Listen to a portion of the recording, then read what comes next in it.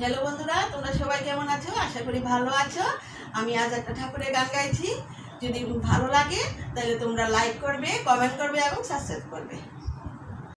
হে Ram Krishna